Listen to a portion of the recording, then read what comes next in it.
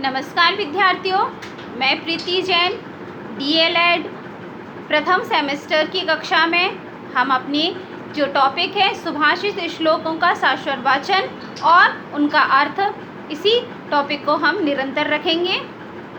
तो अगला श्लोक है अयम निजः परो वेति गणनाम लघु चेतसाम उदार चरितानाम तु वसुदेव कुटुंबकम। एक बार फिर से, अयम निजः परो वेति गणनाम लघु चेतसाम उदार चरितानाम तु वसुदेव कुटुंबकम। यह अपना है, यह पराया है, ऐसा विचार छोटे मन वाले व्यक्ति ही करते हैं।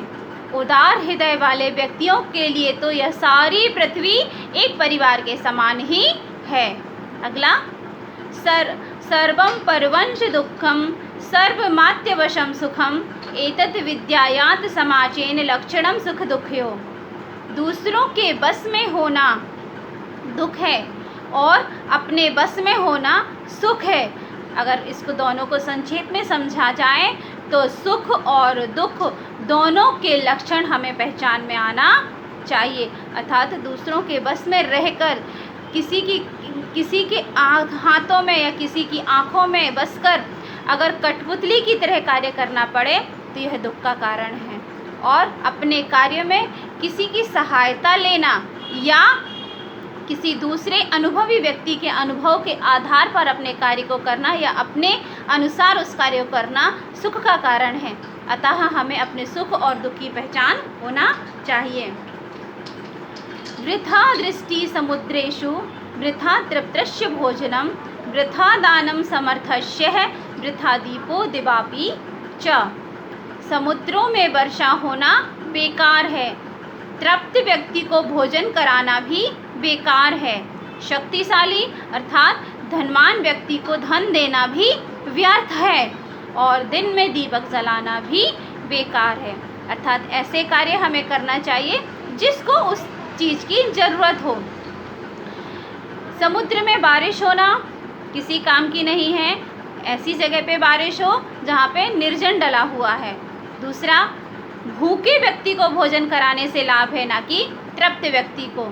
शक्तिशाली को धन देने से कोई लाभ नहीं है, निर्धन व्यक्ति को जिसे धन की आवश्यकता है यदि हम उसे धन देते हैं तो लाभ होता है। उसी प्रकार से रात्रि के अंधकार में दीपक की आवश्यकता होती है, ना कि दिन में दीपक जलाने से कोई लाभ नहीं होता।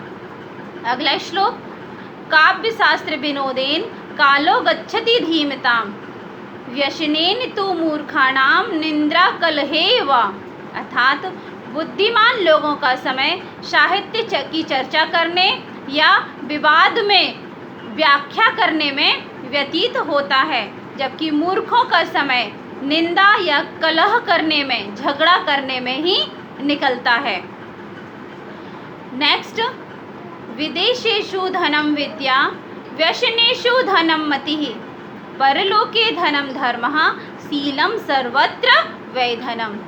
अर्थात विदेश में विद्या ही धन है, व्यापार में बुद्धि ही धन है, परलोक में धन धर्म है एवं नम्रता सभी स्थानों के लिए धन है।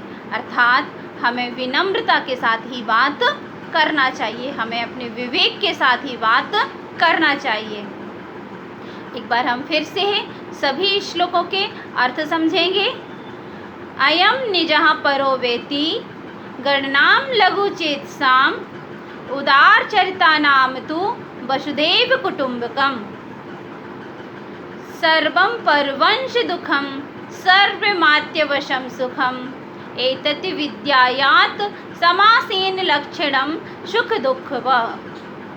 वृथा दृष्टि समुद्रेषु वृथा तृप्तस्य भोजनम वृथा दानम समर्थस्य वृथा दीपो दिवापि च।